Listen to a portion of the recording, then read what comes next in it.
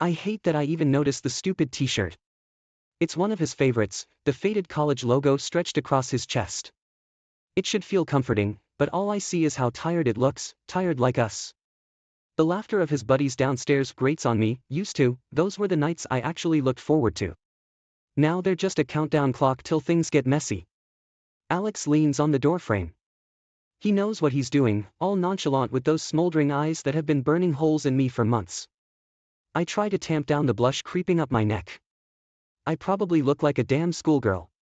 Whiskey? I offer him the tray, hoping the tremble in my hand isn't too obvious. His fingers brush mine as he takes the glass, and damn it, the thrill is undeniable. It's stupid, dangerous, and I don't even care. He smells damn good, like some expensive cologne his wife probably bought him. Underneath it is that clean, just showered guy scent that makes me want to do reckless things. Our eyes lock. God, that look. The way it makes my knees go weak. He knows exactly what he does to me, and he's not above using it. Every stolen glance, every flirty joke shared right under my husband's nose, it's like fuel for something blazing out of control inside me. Mark, that's my husband, is on his phone as usual, half listening to his friends, thumbs tapping away. He barely notices when Alex's hand slides across my lower back as I offer refills. The touch is electric, and it's all I can do to not look at him, not let him see how it sends shockwaves through me. One by one, Mark's friends start to drift out, polite goodbyes, maybe a half-hearted hug to Mark. He's oblivious, still on his phone, and it pisses me off even more. Doesn't he see what's happening? Or doesn't he care? Alex stays, his eyes ask the question, and my stupid heart answers with a smile.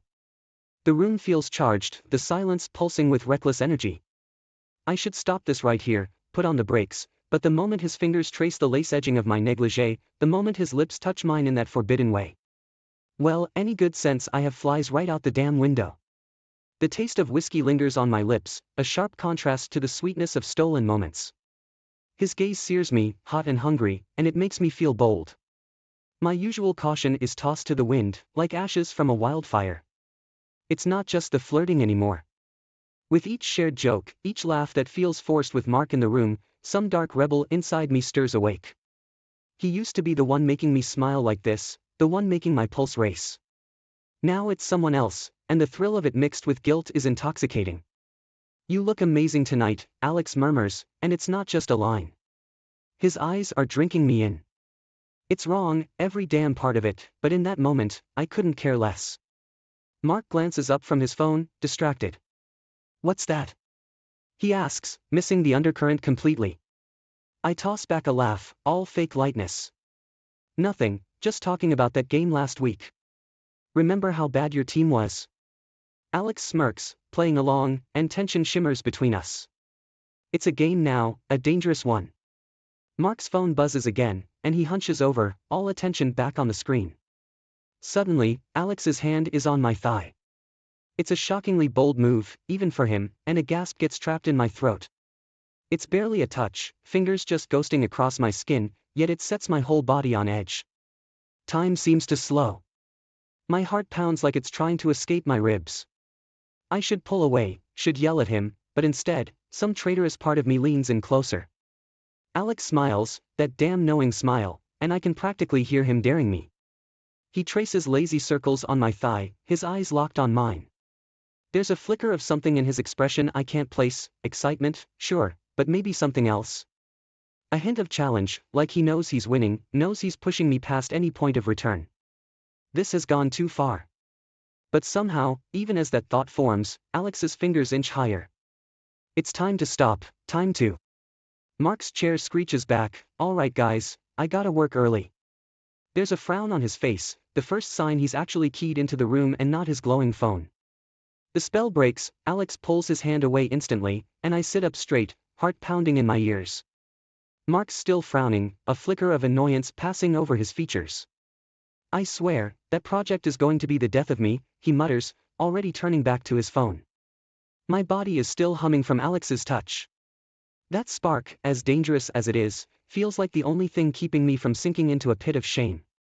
Alex clears his throat, his hand lingering near his pocket as if about to pull out his phone or leave.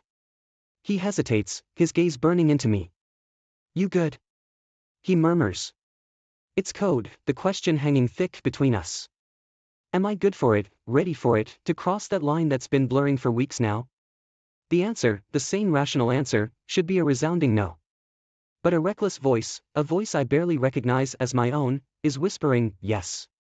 Mark's head is bent over his stupid phone, oblivious. Alex's gaze drops to my lips, and my traitorous heart skips a beat.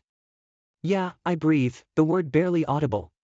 Mark looks up then, as though he hears something in my tone, some shift in the air. His frown deepens, and his mouth opens. But whatever words are about to come out are swallowed as Alex speaks. Great game though, Alex says, all casual charm.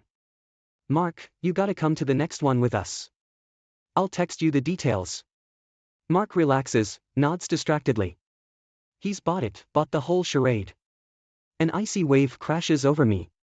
What am I doing? What the hell am I becoming? Gotta run. Alex gives me one last, smoldering look before grabbing his jacket. Don't be a stranger. He's out the door before I can manage a reply, leaving the faintest trace of his cologne in his wake. Mark glances at me, and for a terrifying second, I think he knows. But no, he just looks tired. Those guys keep me up too late, he sighs, turning off the TV. The silence that falls is deafening. The lingering scent of Alex's cologne, that look still etched into my mind, it feels like evidence of a crime scene. A crime scene in my own damn living room. The smell of sex hangs heavy in the air, stale and sour. It clings to the sheets, to my skin, a constant reminder of my betrayal. We'd never even done it in our room before, always too risky, too close to getting caught. Tonight, under the influence of whiskey and a reckless need, caution had vanished. Alex is already pulling on his pants, his movements jerky. There's something almost clinical in the way he's dressing, like he's trying to distance himself from what just happened. My eyes sting with tears I refuse to shed. That was. Alex starts, betrayal's off, his eyes flicking towards the door. He knows Mark is out there, just beyond that thin wall. A mistake, I finish for him, forcing the words out. They taste bitter in my mouth. He nods once, a curt acknowledgement. No apologies, no promises, nothing. Just an understanding that this, whatever this was, is over. A nod tightens in my stomach.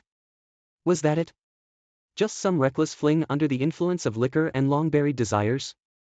I hear a sound, a muffled thump, and Mark's soft curse. My heart seizes. Did he see, through the bedroom door, or was the thump something else, entirely innocent? We both freeze. Alex's eyes hold mine for an agonizing stretch, a silent plea to keep quiet, to help him escape. I hate him for that, for making me complicit. I want to scream, to confess everything right then and there. To shatter this fragile charade. Instead, I swallow the scream, paste on a hollow smile, and say, you should probably go. He nods, all relief and a touch of guilt. A moment later, I hear the back door close quietly. I'm left alone in the wreckage of our bedroom, our marriage, and my own damn fractured self. The silence stretches between us. Every creak of the floorboards, every tick of the grandfather clock Mark inherited from his mom, feels like an accusation. I want to crawl into a hole and disappear, but that's the coward's way out. Finally, the sound of his footsteps on the stairs breaks the awful quiet. Each step is heavy, slow. I wince with every thud. Is he coming to yell, to slap me, to throw me out? Some part of me thinks I deserve it. When he finally appears in the doorway, my heart is a frantic drumbeat in my chest. He's not yelling. He's not even crying. His face is pale, his eyes hollow. It's worse than I imagined somehow. He looks broken, his shoulders sagging, all that strength and vibrancy I once loved drained out of him. Saw him leave, Mark says, his voice barely above a whisper. It's more a statement than a question. The words hang in the air, a thick fog of shame settling over us. I want to explain, to beg for forgiveness, to offer some excuse for the monstrous thing I've done. Instead, all I manage is a pathetic whimper, a shaky, I'm sorry. The words sound small, insignificant. How could they possibly carry the weight of what I've destroyed? But they're all I have. He doesn't respond, just looks at me, his eyes filled with a pain so raw it makes my stomach lurch. Then, he turns and walks to his dresser. My heart sinks. Is he packing a bag? Leaving? I should have known better, even as a foolish part of me wished for a dramatic scene, for an emotional explosion. This quiet devastation, this is worse. His hand rests on the top of the dresser, and I follow his gaze to the framed photo of us on our wedding day. We're so young, so hopeful, so damn in love. My throat burns with unshed tears. He picks it up, his movements deliberate. He turns it over, and it takes everything I have not to sob aloud. He's breaking us, piece by piece, and maybe that's what I deserve. I wake up on the couch, a thin blanket twisted around me. For a blissful moment, I almost forget. Then, memory floods back, the taste of Alex's lips, the shame-filled look on Mark's face, the cold weight of my betrayal. Mark is already in the kitchen. He didn't leave, but somehow that feels worse. He's making coffee, his back to me, shoulders stiff. It's a familiar scene twisted into something awful. Every clack of a mug, every whir of the coffee grinder, feels like a ticking time bomb. The scent of coffee usually makes me happy, something comforting about the start of the day. Now, it makes me nauseous. I don't know how to face him, to look him in the eye after everything. Part of me still begs for escape, to pretend none of this happened. I sit up, the blanket sliding to the floor. Mark doesn't turn, but his body tenses. He knows I'm awake, the silence between us is deafening. It feels like there aren't enough words in the world to bridge this chasm I've created. Finally, he turns to face me. The dark circles under his eyes tell me he didn't sleep either. His gaze cuts into me, sharp and pained. "Pack your things," he says, his voice flat. His tone leaves no room for argument. It isn't a request, it's a decree. A rush of conflicting emotions crashes into me. Shame, relief, panic all jumbled up. It's what I deserve, isn't it? But where will I go? What will I do? My hands tremble as the reality of the situation sets in. Mark. I start, then falter. What is there to say? Sorry doesn't cut it, excuses would be pathetic. His jaw tightens. Don't, he interrupts, and it hurts even more than angry words would have. He doesn't want to hear it, and honestly, I don't blame him. This isn't something words can fix. The air hangs heavy between us. Mark picks at his omelet, his gaze distant. I'd give anything to take it all back. The stolen glances, the secret touches, the night that shattered everything. Every time our eyes meet, it's like a slap, a harsh reminder of my betrayal. I fumble with my phone, a nervous habit. Mark's eyes flick towards me, a muscle tensing in his jaw. He knows I'm not scrolling through emails or social media. I'm checking for messages from Alex, terrified and desperate all at once. It's pathetic, really, this hope that he might reach out, some twisted desire to try and fix things. Mark stands up abruptly, his chair scraping against the floor. I shouldn't be late, he forces out, his voice strained. He's right, but it feels like an excuse more than anything. These days, leaving for work is his escape, and I envy him that. This house, once our safe space, has become a cage. My eyes follow him as he moves towards his wallet and keys. With his hand on the doorknob, he pauses. He turns, and for one devastating second, I think he might say something else, try to explain his hurt, or even rage at me. I deserve it. Instead, he just shakes his head, his face hardening. The door closes with a soft click, and the silence crashes back in. I want to run, out the door, anywhere. Instead, I collapse onto the bed. Alex's scent clings to the sheets, a cruel joke now. His lingering trace isn't exciting anymore, it's nauseating. It's a constant reminder of how low I've sunk, how completely I've ruined everything. Hours bleed into one another. I can't bring myself to eat, can't read, can't even watch mindless TV. Every mundane object in the house has transformed into an accusation. Our favorite coffee mugs, the picture frames on the side table, the throw blanket on the couch. They're all ghosts of happier times, taunting me with what I've destroyed. The grocery store used to be my safe space. The mundane routine of picking out cereal and apples was a calming ritual. Now, every aisle feels like a gauntlet. The cashier's smile seems pitying, and that woman I always chat with by the produce section, Mrs. Reynolds, avoids my eye entirely. I rush through the checkout, head down. I can feel people staring, whispering behind their hands. A familiar pang of guilt hits me, but it's joined by a new emotion. Anger. Do they know, really know what happened? Or are they just enjoying the salacious gossip, thrilled by a small-town scandal? Either way, I despise it. I want to scream at them, demand they stop judging me. Instead, I hurry out, practically running to my car. The phone rings. It's Sarah, my best friend. Her voice is gentle, laced with concern. "Hey, just checking in," she says, but there's an undercurrent, a subtle hesitation, that wasn't there before. I know what she wants to ask. She's heard the rumors, noticed the whispers. I lie, tell her Mark's working a lot, that I'm swamped with a freelance project. The words feel thick on my tongue, each another nail hammered into the coffin of our friendship. Then, a knock at the door. It's two of Mark's buddies, Paul and Steve. I haven't seen them since the night everything changed. My pulse quickens. They know, they have to. "Mark asked us to check up on you," Paul says, his usual easygoing smile replaced by something strained. They come inside, the atmosphere heavy. We sit awkwardly on the couch, the same couch where I forced down the memory, offering them the coffee they politely decline. The questions come, veiled but inescapable. How's Mark holding up? Is everything all right? I offer half-truths and evasions. Mark defends me to them, I know.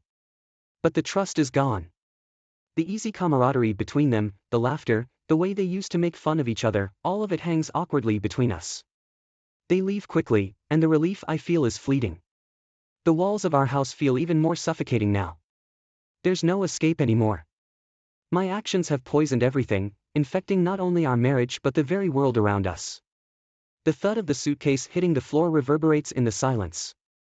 Mark stands there, his body rigid. He won't look at me, eyes fixed on the front door like it's his salvation. "Mark. Please," I choke out, "let's talk." It sounds pathetic, even to me. What is left to discuss? The damage is done, irreparable. But some desperate, stupid part of me clings to a shred of hope. "There's nothing left to say," Mark replies, his voice low and strained. "I just need space. Space. It's code. Code 4, I can't look at you without seeing betrayal. Code 4, I don't know if I can ever forgive you. And maybe even the worst, I need space to figure out if I still love you." He turns away, gathers his suitcase, and for a moment, a flicker of doubt washes over me. Should I fight for him? Beg him to stay? Promise things will change? But the words solidify in my throat. I've lost the right to fight, the right to beg.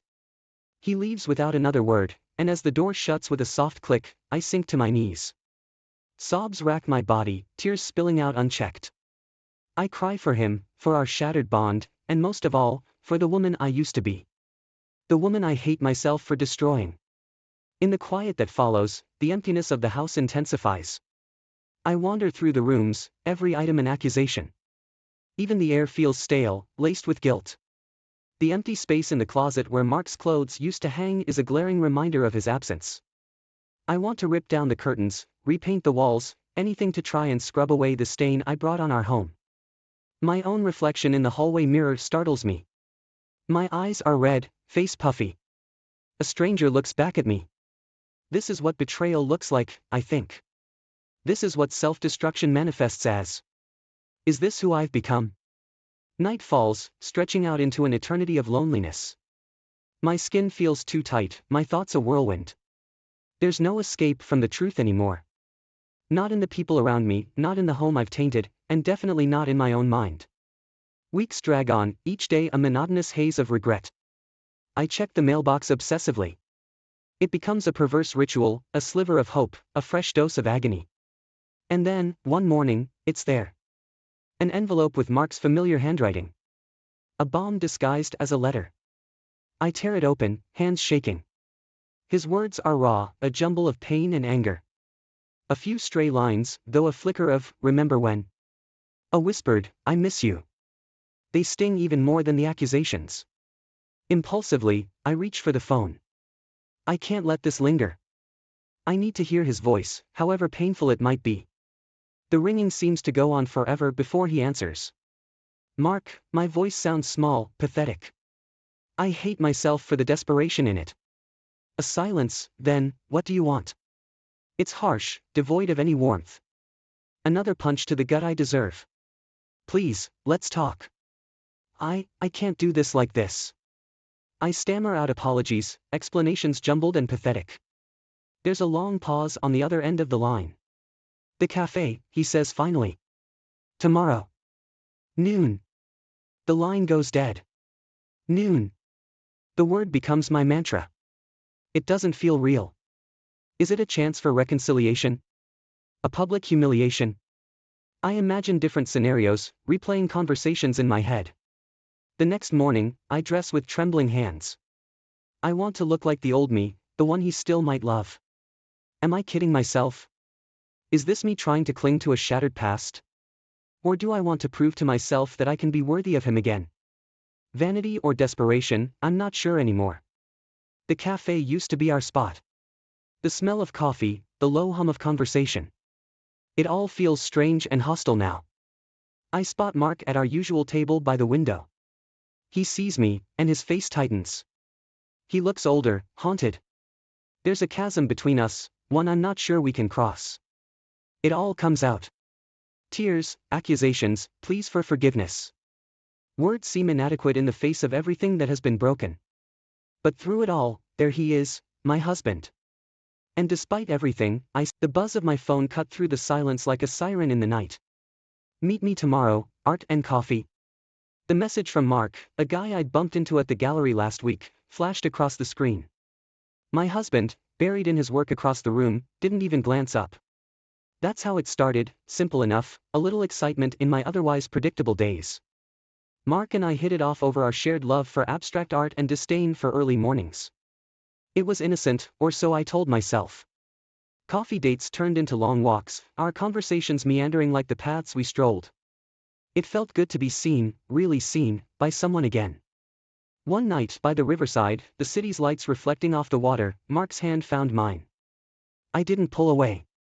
The gap my husband's career had wedged between us seemed to widen, and in a moment of weakness, I leaned into Mark. The kiss was a spark in the dry tinder of my neglected heart. Juggling two lives became my new norm. I mastered the art of deception, my schedule a carefully orchestrated symphony of lies. The thrill of it was intoxicating, an adrenaline rush that kept me coming back for more. Mark started sending gifts, small tokens of affection, each one a secret I kept locked away in my drawer. They were evidence of my betrayal, but also of my existence outside the role of a neglected wife. I told my husband I was going on a business trip, a weekend getaway with Mark. The guilt gnawed at me, but the excitement of being with someone who wanted me, truly wanted me, was too much to resist. At dinner one evening, I watched my husband, lost in his thoughts. He seemed so distant, a stranger in the home we shared. I convinced myself he didn't notice my absences, my late returns home smelling faintly of another man's cologne. It was as if I was invisible to him, or maybe I wished I was, to ease the guilt of my betrayal. That's how I found myself living a double life, caught between the stability of my marriage and the exhilarating unknown with Mark. The excitement of the affair blinded me to the inevitable consequences, a ticking time bomb I was too caught up to defuse.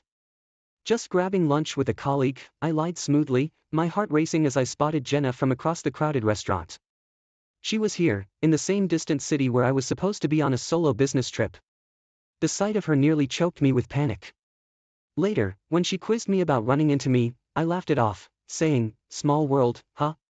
But inside, I was fraying at the edges, wondering how long I could keep this up. Mark's whispers of forever started to seep into our stolen moments, his words painting a future I hadn't dared to imagine. Why not leave him, be with me, he'd murmur, each word a seductive challenge to the vows I'd made.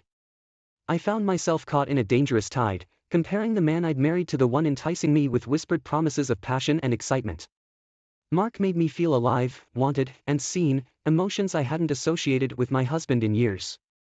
The creation of a secret email was a calculated move, a further step into the abyss of my affair. It felt like setting up a residence in a land I was only supposed to visit. This digital line of communication was our secret tunnel, hidden away from the prying eyes of the world I was lying to. One night, as we drifted further into an argument about the growing distance between us, I found myself silently accusing my husband of driving me into another man's arms. If only you'd noticed me, I thought bitterly, even as I argued about feeling neglected and misunderstood. His work had become his mistress, leaving me to seek solace in the arms of another. His late returns became more frequent, his explanations more rehearsed. "Work's been crazy," he'd say, but all I heard was, "I don't have time for you." It was easier to interpret his absences as indifference rather than confront the reality of our crumbling relationship. Each night he came home late, I felt vindicated in my actions, as if his neglect excused my betrayal. The weekend at the beach resort with Mark was a dream wrapped in the soft hues of sunrise and sunset. It was a world away from reality, where the only decision we had to make was whether to spend the day by the ocean or lounging in bed. It was during this getaway that I realized I had crossed a line I couldn't step back over. The intimacy and connection we shared were unlike anything I'd experienced before, marking a definitive point of no return in my affair with Mark. Each of these actions, driven by a mix of desperation, desire, and defiance, wove a complicated web I was entangled in. The thrill of new love with Mark juxtaposed sharply against the stability, and now, the monotony, of my marriage. Caught in the throes of an affair that was becoming more real by the day, I was forced to confront the inevitable question. Could I really leave my husband for a future uncertain, yet intoxicatingly inviting? The moment Mark slipped that necklace around my neck, it felt like a brand burned into my skin, a gorgeous, glittering symbol of my betrayal. Hidden beneath my clothes, it was a constant reminder of the double life I was leading. It felt like carrying a secret token of an alternate universe where I was bold, reckless, and utterly alive. Lying in bed next to my husband, I'd find myself tracing the outline of the jewelry, my mind wandering to a future with Mark. A future where every morning didn't start with a silent breakfast and every night didn't end with us turning our backs to each other in bed. I dreamed of laughter, shared secrets, and mornings waking up tangled in sheets in each other's arms. It was a seductive fantasy, one that made the reality of my marriage seem even more stark and unbearable. But guilt has a way of creeping up on you when you least expect it. Watching my husband sleep one night, the steady rise and fall of his chest, the faint furrow between his brows even in sleep, I was overwhelmed by a wave of remorse. The realization of the depth of my betrayal hit me hard. Here was a man who had shared his life with me, and I was tearing that life apart, piece by piece. The doubt started to seep in during a heated discussion with Mark about where we were headed. His words, once a balm to my restless soul, now sounded hollow. "Let's not rush things," he said, his commitment phobia suddenly in sharp focus. That reluctance, that hesitation, was a cold splash of reality on my fantasy. Was I really ready to upend my life for someone who couldn't promise me tomorrow? Then came the day I overheard my husband laughing on a call. That sound, so rare and genuine, cut through me. Jealousy flared up, not for another woman, but for whoever was on the other end of that line, sharing a moment of joy with the man I was betraying. It was a stark reminder of what we used to have, of what I was throwing away. I made up my mind to confess. "I need to tell you something," I began, the weight of those words heavy in the air between us. His reaction was a punch to the gut, silent devastation. No accusations, no anger, just a quiet, "I need some time to think." That silence was worse than any argument. It was the sound of his love for me, cracking under the weight of my deceit. Left alone with my thoughts, I was engulfed by suspense and regret. The waiting was excruciating, every minute stretching out endlessly. I had laid my cards on the table, betting everything on his love being strong enough to forgive me. But as the hours ticked by, I couldn't help but wonder if I had gambled away the best thing I ever had, all for a fleeting fantasy. The morning I caught my husband flipping through our credit card statements with a furrowed brow was the moment I knew the jig was up. "Strange expenses," he muttered, more to himself than to me. I could feel the walls closing in, each statement a breadcrumb leading back to my guilt. When he finally confronted me, it wasn't with anger but with a stack of printouts and a look of betrayal. "Can you explain this?" he asked, his voice steady but his hands shaking. The emails, the receipts, the hotel bookings, they laid bare the truth I'd been hiding. I crumbled, the weight of my secrets too heavy to bear any longer. "I'm so sorry," I sobbed, the words tasting bitter on my tongue. I lost my way." His response wasn't a raging storm but a quiet withdrawal, a retreat into a shell where I could no longer reach him. He threw himself into work, into social events, anywhere but home. The silence between us grew, a chasm filled with unsaid words and unshed tears. Then, I noticed the changes. The late nights, the secretive smiles at his phone, the sudden interest in his appearance. Was he having an affair too? The thought gnawed at me, a cruel twist of fate. I confronted him, jealousy and fear making my voice tremble. "Are you seeing someone?" His evasive gaze was all the answer I needed. Desperate for some semblance of what we had, I turned to Mark, seeking solace, or perhaps a way to wield the same hurt. But Mark's confession that he wasn't looking for exclusivity, that he was seeing other women, hit me like a freight train. I thought we had something special, I whispered, my voice breaking with the realization of my naivety. Alone and adrift, the reality of my choices crashed down on me. My husband, my safety net, was pulling away, and Mark, the man I risked it all for, was just a mirage. In a last-ditch effort, I suggested counseling to my husband, clinging to the hope of reconciliation. His noncommittal shrug was a dagger to my heart. Days turned into weeks, and the distance between us grew. I watched, helpless, as my husband started to untangle our lives, moving his belongings out bit by bit. The man I vowed to spend my life with was preparing to walk away, and the enormity of my actions, the betrayal, and the lies, settled in. I was losing him, not to another woman, but to the chasm my infidelity had created. As I sat alone in the echoing silence of our once shared home, the weight of my decisions bore down on me. The future I had envisioned, with either man, had dissolved, leaving me to grapple with the consequences of my actions and the realization that I had dismantled the very foundation of my life. The moment I decided to leave Mark, it felt like waking up from a dream, a fog lifting, revealing the stark reality of my choices. His indifferent shrug when I told him we were done, that I needed to fix my marriage, hit me harder than I expected. Sure. Do what you need to, he said, already texting someone else. That's when it sank in. I was just another name in his long list of conquests, a temporary escape from boredom. I turned my focus to my husband, trying to bridge the chasm I'd created between us. I started with small things, leaving notes in his laptop bag, cooking his favorite meals, trying to ignite a spark of what we used to have. But each attempt felt like throwing pebbles into an abyss, waiting in vain for an echo. After weeks of silence, he finally agreed to meet me for dinner. I dressed carefully, choosing the blue dress he once said reminded him of our first date. I was nervous, rehearsing apologies, promises, anything that might make him see the remorse eating at me. Sitting across from him at our favorite restaurant, I poured my heart out, tears mingling with the wine. I'm so sorry, I was lost, and I've realized how much I've hurt you, how much I've hurt us. Please, can we try again? His face, once open and warm, was a mask of polite detachment. Then he dropped his bombshell, calmly stating he'd had an affair too, a reaction to my betrayal. The pain in his voice was a knife twisting in my gut. I needed to feel wanted too, he said, and the simplicity of his words shattered any hope I had left. He told me he couldn't see a future for us anymore, that my betrayal had broken something irreplaceable.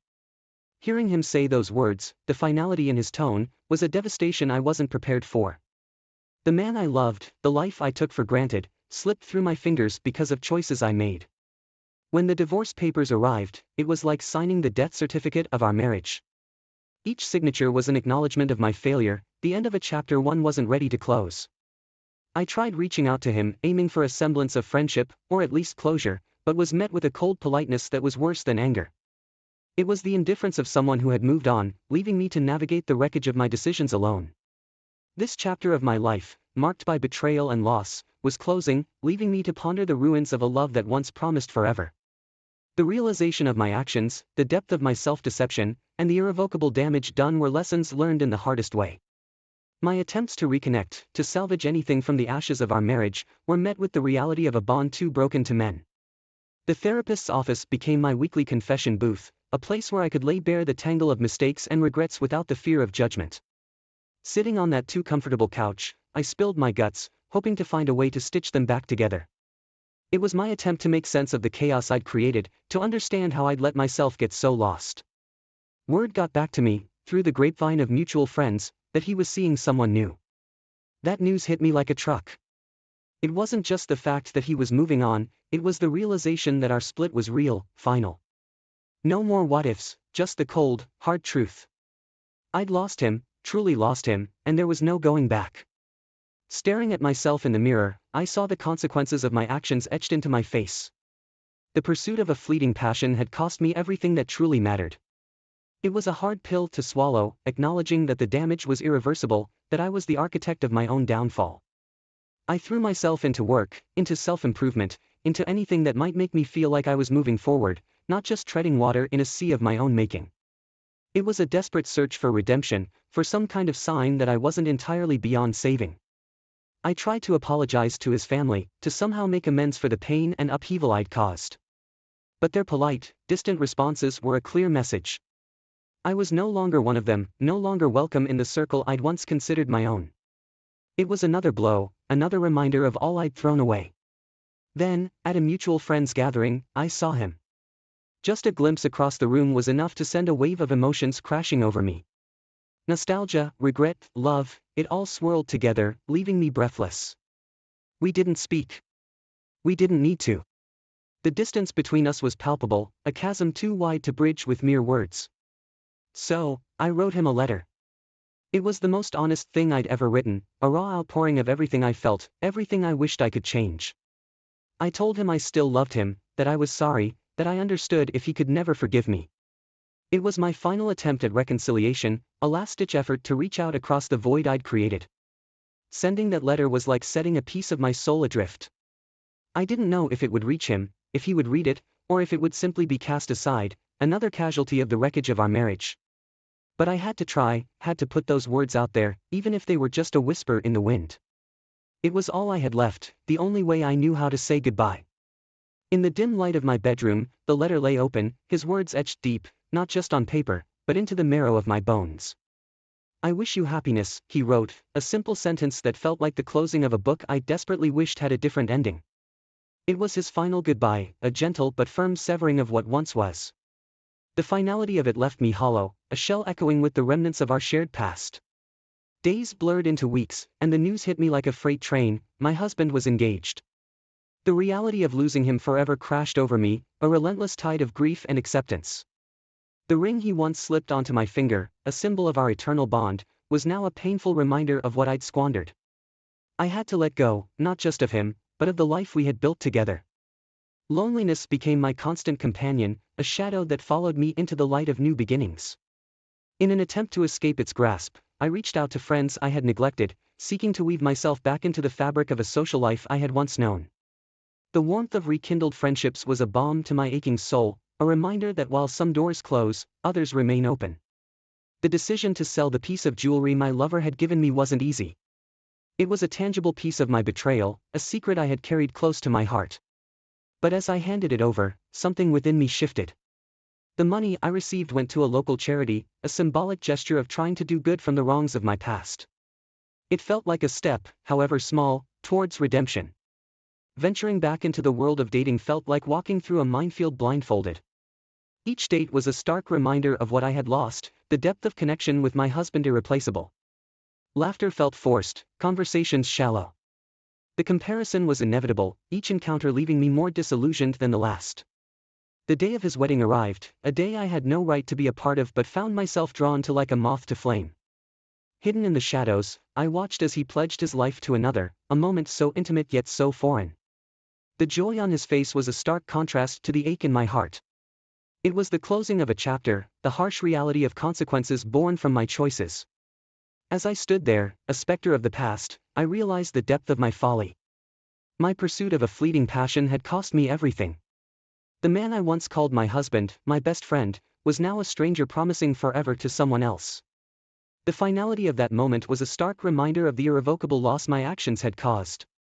There was no redemption, no second chances, just the bitter taste of regret and the understanding that some mistakes can. Scrolling through my social media feed, I couldn't help but feel a gnawing sense of envy. There they were, the perfect wives of my husband's friends, flaunting their lavish vacations and glamorous lives. Tropical beaches, designer outfits, perfectly curated smiles. Every post a sharp sting, reminding me of what we didn't have. Or maybe it was what I didn't have. Our life felt stagnant in comparison. Routine. Boring.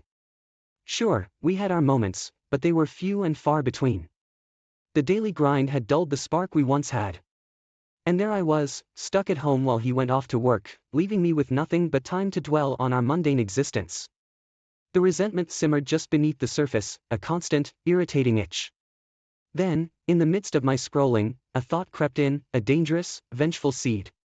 What if I could teach him a lesson? Make him see how good he had it. The idea was intoxicating, a thrilling little spark in my otherwise dull day. Fueled by a glass of wine and a heavy dose of self-pity, I did something reckless. I picked up my phone and sent a message to one of his closest friends. Just a simple, suggestive question: would you ever consider? His reply was almost instant, flirtatious, enthusiastic, alarmingly so. My heart raced as I read his words. The seed of my plan had found fertile ground. What started as a fleeting thought quickly spiraled into something more, something dangerously real. The texts escalated, what began as innocent banter turned into something else entirely, filled with innuendos and promises. Each message was a step further down a path I knew I shouldn't be treading. But it felt exhilarating, a thrilling danger coursing through me. Wrong, yes, but it felt so right. I suggested a meet-up while my husband was at work, heart pounding in my chest as I waited for his response. He agreed, eager and ready to indulge my fantasy. I could hardly believe it. This was happening. The day arrived, and I was a bundle of nerves and excitement. When he showed up at our house, his usual bravado was masked by a nervous excitement. We both knew we were crossing a line, but that only made it more intoxicating. In the moment, everything else faded away. The resentment, the boredom, the daily grind, it all disappeared as we tasted that forbidden fruit. It was a dangerous game, but I was hooked. And now, there was no going back. If someone had told me a year ago that I'd be sneaking around like some sort of soap opera villain, I would have laughed in their face. But here I was, living a double life, tangled in a web of my own making. It all started with that first encounter, and now it had become a pattern, a twisted routine. The secret meetings became the highlight of my week, each one fueling my anger at my husband and justifying my actions. It was strange how easy it was to fall into this new life. Our little suburban drama was playing out in real time, and I was the leading lady. Each time one of his friends reached out, intrigued by the rumors of my infidelity, it was like adding another knot to the intricate tapestry of lies I was weaving. Word spread subtly, almost like a game of telephone, except this time, the gossip was deadly accurate. I became addicted to the attention, the thrill of the hunt. There was a power in knowing I could make these men, his friends, want me. Each rendezvous was a conquest, a validation of my worth that I hadn't felt in years. It was intoxicating, even if it was wrong. But hey, who was I to deny myself a little fun? To cover my tracks, I spun elaborate ruses. Running errands, I'd say, or meeting a friend for lunch. The lies rolled off my tongue so effortlessly that even I started to believe them. My husband, bless his oblivious heart, was too wrapped up in his work to notice. He was always so focused on providing for us that he didn't see the emotional chasm growing between us. Occasionally, a pang of guilt would surface, but I quickly buried it under layers of deceit and justification. The gifts and money started to flow in, each one a perverse compensation for their betrayal. Jewelry, cash, fancy dinners, I accepted them all with a smile. It felt like a twisted form of justice, payback for the years I've spent feeling unappreciated and invisible. But the game couldn't last forever. One evening, as I was reveling in my latest conquest, my phone buzzed with an anonymous message. I know what you've been doing. Stop before it's too late. My blood ran cold, and fear gnawed at my insides. Someone knew. Had I gone too far? I stared at the screen, my mind racing. Who could it be? A jealous friend? One of the men. The paranoia set in, and suddenly, every glance felt like an accusation, every friendly smile a veiled threat. My perfect little world of deceit was crumbling, and I had no idea who was behind it. As the days passed, the fear grew stronger, and the thrill of the hunt turned into a desperate scramble to keep my secrets hidden. I couldn't shake the feeling that I was being watched, that someone was waiting for me to slip up. My once meticulously crafted lies started to feel flimsy and transparent. Despite the danger, part of me was still addicted to the rush, the power I held over these men. But now, every encounter was tinged with a sense of impending doom. How long could I keep this up before everything came crashing down? The web I'd woven was tightening around me, and it was only a matter of time before it all unraveled. The moment I opened my eyes, I knew something was wrong. You know that feeling when you sense someone's watching you? That prickling sensation on the back of your neck? That was my life now. Paranoia had firmly set in, and I was hypervigilant, scrutinizing every interaction, every phone call, every glance from my husband's friends. Were they looking at me differently? Did they know something? Every smile seemed sinister, every greeting loaded with double meaning. Even at home, I couldn't escape it. My husband started to notice the subtle changes in my behavior. The distant look in my eyes, the secretive phone calls, the way I jumped whenever my phone buzzed. I tried to play it cool, but the fear gnawed at me, and it was only a matter of time before he picked up on the signals I thought I was hiding so well. Then came the evening I dreaded. After a clandestine meeting with one of his friends, God, was it thrilling and terrifying all at once. I returned home to find my husband waiting for me. His face was etched with hurt and suspicion, a look that made my stomach twist. The cat was out of the bag. "What's going on, Lisa?" His voice was tight, controlled, but I could hear the edge of desperation beneath it. I played dumb, of course. "What do you mean, nothing's going on?" "Don't lie to me, I've seen the messages, I know what you've been doing." Panic surged through me, but I forced myself to stay calm. I denied everything, vehemently, playing the victim card like a pro. "You're paranoid, you're always at work, never here, never paying attention. No wonder you're imagining things." It was a low blow, but desperate times call for desperate measures. I could see the conflict in his eyes, the war between believing me and believing what he already knew. He gave me an ultimatum. "End it, Lisa, end it, or face the consequences." Consequences. The word hung heavy in the air, a threat I couldn't ignore.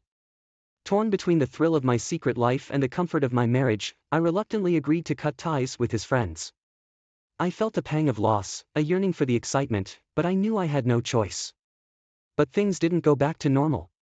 How could they? My husband's trust was shattered. He watched me closely, his love replaced with suspicion and resentment. Every time my phone buzzed, he would glance my way, waiting for the lie he expected to catch me in. The house, once a haven, became a prison. I was constantly on edge, afraid of making one wrong move, of saying something that would set him off. And the doubt lingered.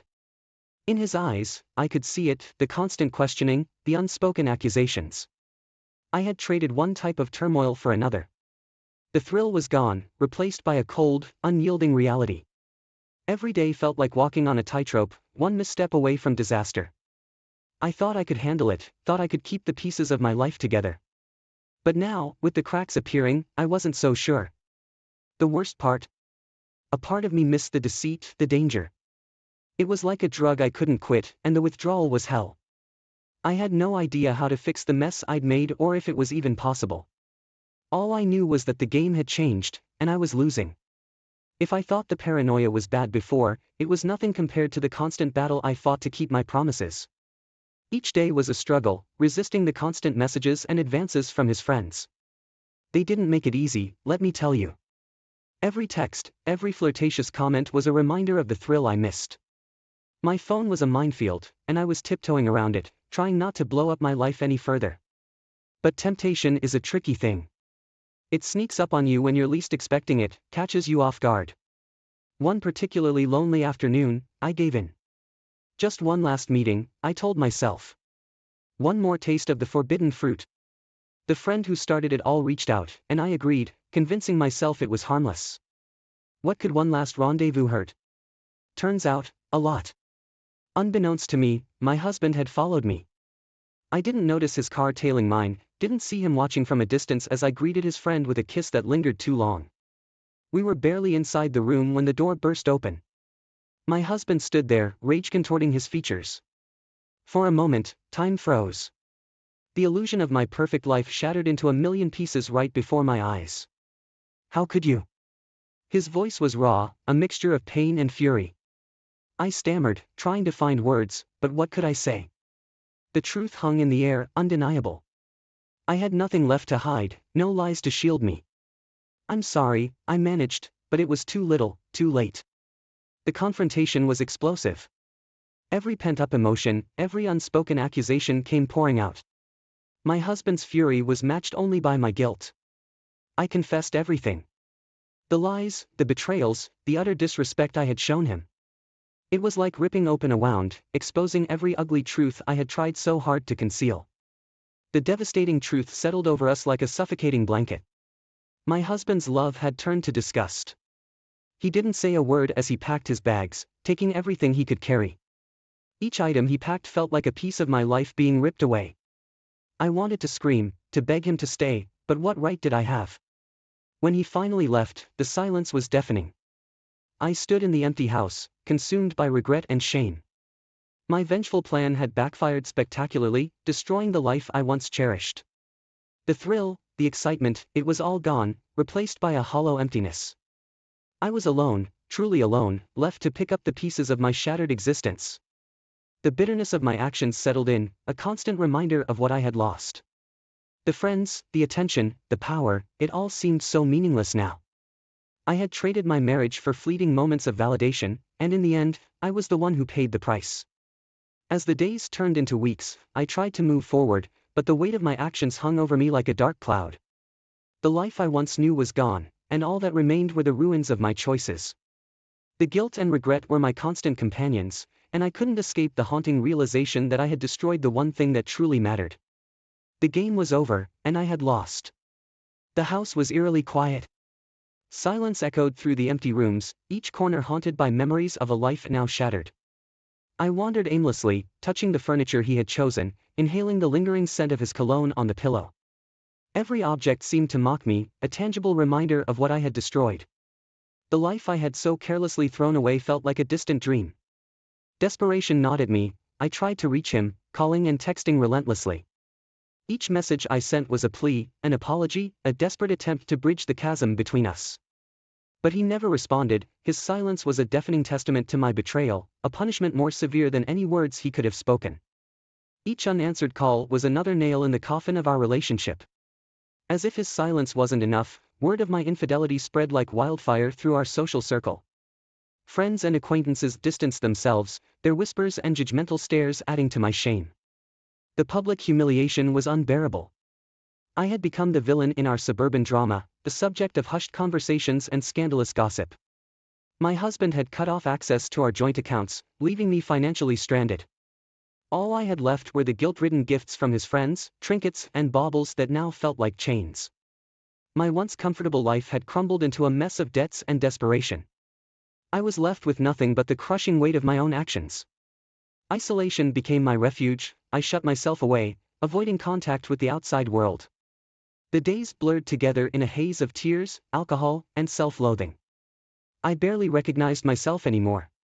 The woman staring back at me in the mirror was a ghost, a hollow shell of the person I used to be. Self-destruction became my new routine. I stopped caring about my appearance, my health, my future. I existed in a state of perpetual numbness, barely able to function. Meals went uneaten, phone calls unanswered, the world outside my window a distant, indifferent place. I had lost everything, and with it, any desire to keep going. Rock bottom came one night, after a particularly brutal encounter with a former friend. She had found me in the grocery store, her words laced with venom. "You got what you deserved," she spat, her eyes filled with contempt. I fled, her words echoing in my mind, piercing through the fog of my despair. That night, I found myself on the bathroom floor, clutching a bottle of pills. The darkness beckoned, promising an escape from the unbearable pain. The cold tiles pressed against my skin, grounding me in the harsh reality of my situation. I opened the bottle, the pills spilling out like tiny white promises of oblivion. As I stared at them, a twisted sense of clarity cut through the haze. This was it, the final, irreversible escape, the ultimate way to silence the agony that had consumed my life. But even in my darkest moment, a small, stubborn part of me hesitated. Was this really the end? Was I ready to give up completely? Tears blurred my vision as I wrestled with my decision. The weight of my mistakes bore down on me, suffocating and relentless. The choice was mine to make, and for the first time in a long while, I felt the stirrings of something other than despair. Regret, yes, but also a flicker of defiance. Maybe, just maybe, there was still a chance to claw my way out of this darkness. With shaking hands, I closed the bottle and pushed it away. The darkness would have to wait. For now, I was still here, still breathing, still fighting. The road ahead was uncertain and fraught with pain, but it was a road nonetheless. And as I lay there, crumpled and broken, I made a silent promise to myself. I would find a way to survive. The first thing I remember is the beeping. That incessant, rhythmic beeping, dragging me back from the edge of oblivion. When I opened my eyes, the harsh fluorescent lights of the hospital room greeted me. My sister sat by my side, her face a mixture of relief and anger. "You're awake," she said, her voice trembling. "You scared the hell out of me, Lisa." Turns out, she had found me just in time, unconscious but still alive. She rushed me to the hospital, where I spent days recovering from my overdose. Those days were a blur of doctors, for drips, and stern lectures about the fragility of life. It was a wake-up call, one I couldn't ignore. The brush with death forced me to confront the consequences of my actions. I had hurt not only my husband but also my family and friends.